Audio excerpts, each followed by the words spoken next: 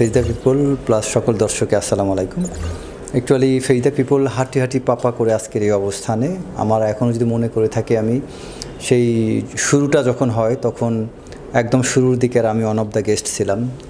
So তখন দেখেছি যে ওই সময়টাতে কেউ সাহস করছিল না, বিশেষ করে ফেজ দ্য পিপল যেভাবে ভূমিকা নিয়েছিল, এই ভূমিকাটা অনলাইন প্ল্যাটফর্মে খুব কম মানুষই নিয়েছিল। এবং আমার যতদূর মনে পড়ে যে ফেজ দ্য পিপল যখন শুরু করে অনেকে ফেজ দ্য পিপলে কথা বলতে ভয় পেত বা আসতে চাইতো না।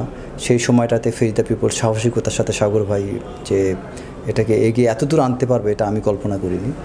আর এই জুলাই বিপ্লব, জুলাই আগস্ট অভ্যুত্থান তথা 5ই আগস্টের পরে যে আমাদের সাফল্য, এই সাফল্যের পেছনে ফেজ দ্য পিপলের এককভাবে অনেক বড় একটা ভূমিকা আছে।